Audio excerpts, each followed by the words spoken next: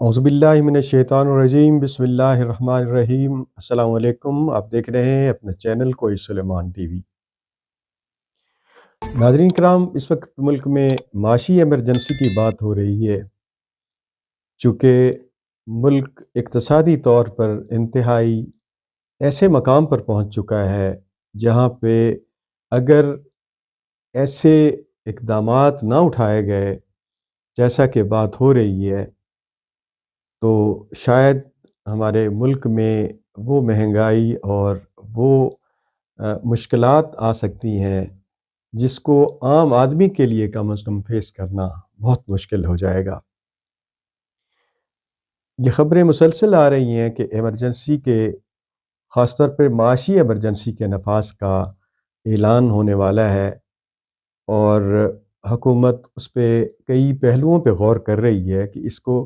कैसे काबू किया जाए और कैसे इक़दामात उठाए जाए कि जो सूरत हाल इस वक़्त है वो नॉर्मल हो सके।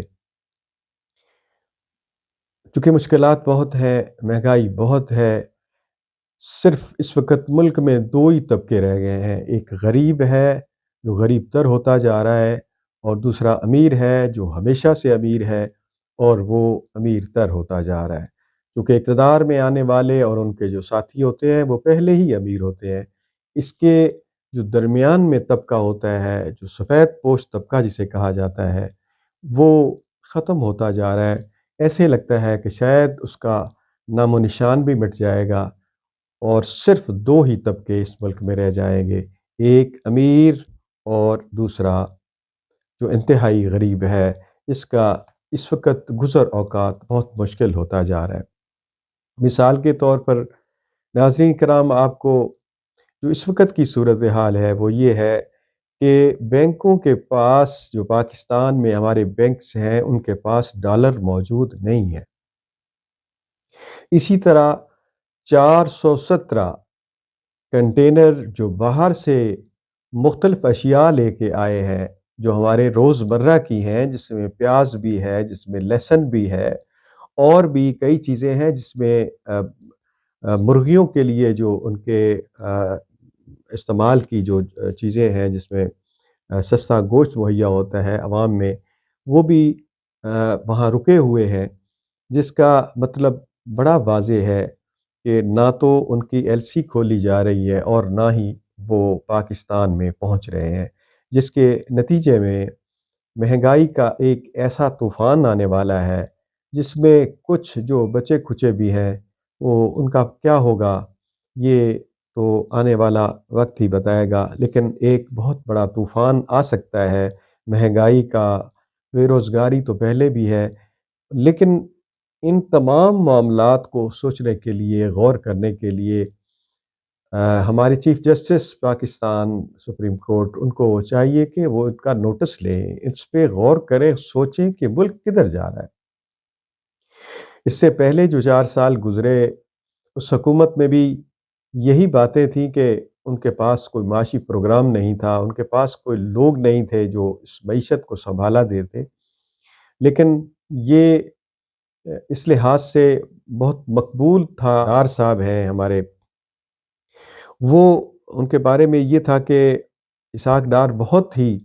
मईशत को सँभालने वाला है, मईशत को समझने वाला है, मईशत को देखने वाला है। और वो इस वक़्त उनकी पोज़ीशन ये है कि इसहाक डार और मिफ्ता इस्माइल आपस में लड़ रहे हैं, एक दूसरे को बुरा कह रहे हैं। लगता है कि इसहाक डार के पास भी कोई पॉलिसी नहीं है और इस हुकूमत के पास भी कोई मईशत को जानने वाले और माशी बहरान को हल करने वाले, वो इनके पास भी नहीं है। जिसकी वजह से दोनों जो वज़ीर ख़ज़ाना हैं, जो पहले मिफ्ता इस्माइल रहे, अब उसके बाद डार साहब हैं, ये आपस में एक-दूसरे को बुरा-भला कह रहे हैं और सिर्फ़ यहीं पे बात ख़त्म नहीं हो रही, बल्कि आपने ये भी देखा होगा कि हमारे वज़ीर ख़ज़ाना इसहाक डार साहब आईएमएफ से भी उलझ रहे हैं और आईएमएफ को भी बुरा-भला कह रहे हैं। वो कहते हैं कि क्या हुआ अगर हमें आईएमएफ पैसे नहीं देगा? भाई, अगर आईएमएफ भी पैसे नहीं देगा, तो आपको कोई भी पैसे नहीं देगा। آپ نے دیکھ لیا ہے قطر نے آپ کو جواب دے دیا ہے، یو اے ای نے آپ کو انکار کر دیا ہے، سعودی عرب والے آپ کو کچھ نہیں دے رہے ہیں، اسی طرح چائنا اور باقی جو آپ کے دوست ممالک ہیں وہ کچھ بھی نہیں دے رہے جب تک آپ آئی ایم ایف کے پروگرام میں شامل نہیں ہوں گے۔ آئی ایم ایف والے آپ کو مزید فنڈز جاری نہیں کریں گے، اس وقت تک کوئی بھی آپ کو کوئی پیسے نہیں دے گا۔ دوسری طرف صورتحال یہ ہے کہ لندن سے جو وزیر اعظم کے بیٹے ہیں سلمان شہباز، وہ پاکستان تشریف لا رہے ہیں، وہ بڑے کیسوں میں مطلوب بھی ہیں، ان کی ایک درخواست ضمانت کی وہ بھی دائر ہو چکی ہے، اور یہ ایک ایسے سمجھ لیں کہ سب سے پہلے انہیں بھیجا جا رہا ہے، اور اگر ان کو ضمانت اور ان کو رہا کر دیا گیا، ان کے تمام کیسز بھی ختم ہو گئے جیسے کہ ہو رہا ہے،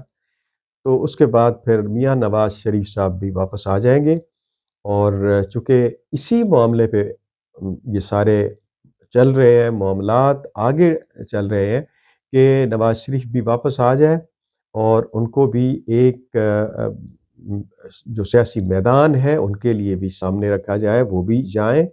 اور عوام میں جا کے وہ بھی اپنے لیے کمپیننگ کریں اور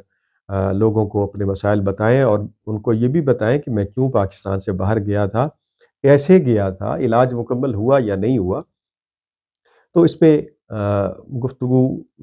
ہو رہی ہے، اور جو ابھی تازہ گفتگو ہے وہ ہمارے وزیر خزانہ ڈار صاحب اور صدر مملکت کے درمیان ایک گفتگو ہوئی ہے، جس میں کہا جا رہا ہے کہ وہ انہی معاملات پہ بات کر رہے ہیں، نواز شریف کی متوقع جو واپسی ہے پاکستان میں اس پہ بات کر رہے ہیں، اور انتخابات کے حوالے سے بھی بات ہو رہی ہے کہ وہ کس طرح ممکن ہے کہ نواز شریف صاحب بھی واپس آ جائیں اور پھر الیکشن کی تاریخ کا اعلان بھی کر دیا جائے۔ تو یہ چونکہ تحریک انصاف کی جانب سے صدر مملکت کو ہی اختیار دیا گیا ہے کہ وہی جو فیصلہ کریں گے وہ قابل قبول ہوگا۔ ناظرین کرام، آپ نے دیکھا کہ ملک کی معیشت اور سیاسی جو حالات ہیں وہ اب اس نہج پہ آ رہے ہیں کہ نواز شریف پاکستان آ جائے گا، اس کا جو سلمان شہباز ہے اس کا بھتیجا وہ پہلے ہی آ رہا ہے، وہ ہراول دستے کے طور پر آ رہے ہیں، اور دیکھا جائے گا کہ وہ کیا آگے کے حالات کیا ہیں، پاکستان کی نئی جو اسٹیبلشمنٹ ہے وہ کیا رسپانس کرتی ہے، کیا ان کے لیے کوئی گنجائش پیدا ہوتی ہے، نہیں ہوتی، چونکہ جو شہباز شریف حکومت ہے انہوں نے تو نیب بھی ختم کر دیا، سارے معاملات ختم کر دیے، اب صرف ایک نواز شریف کا آنا باقی ہے۔ اگر وہ آ جاتے ہیں تو اس کا مطلب یہ ہے کہ نئے انتخابات کے لیے تمام راستے ہموار ہو گئے، اور جو اس کی اہلیت ہے سپریم کورٹ میں جو درخواست جائے گی نواز شریف صاحب کی، وہ اس لحاظ سے بھی اہم ہوگی کہ ایک فیصلہ پہلے فیصل وابڈا صاحب کا تاحیات نہلی والا، وہ 5 سال کی نہلی پہ واپس آ چکا ہے۔ اب نواز شریف کے لیے بھی آسانی ہوگی، جہانگیر ترین صاحب کے لیے بھی آسانی ہوگی، چونکہ ایک مقرر ہو چکا، ایک پیٹرن سیٹ ہو چکا ہے، جس کی وجہ سے میں نہیں سمجھتا کہ اب نواز شریف کو بھی ہمیشہ کے لیے نااہل قرار دیا جا سکتا ہے۔ وہ دوبارہ اپنا کیس لڑیں گے اور سیاست کے لیے ایک میدان سج جائے گا۔ وہ کب سجتا ہے یہ عنقریب نواز شریف کی واپسی پر، اور جو اس وقت معیشت کی صورتحال ہے اس کو سامنے رکھتے ہوئے صرف ایک ہی حل ہے کہ عوامی مینڈیٹ لیا جائے، جو بھی کامیاب ہو وہ نئے سرے سے انتخابات لڑ کے وہ ملک پہ حکمرانی کرے، عوام پہ حکمرانی کرے، اور پھر ملک کی حالت کو بہتر بنانے کے لیے جو بھی اقدامات ہو سکتے ہیں وہ بھی ضرور کریں۔ اس کے ساتھ ہی مجھے اجازت دیجیے، اللہ حافظ۔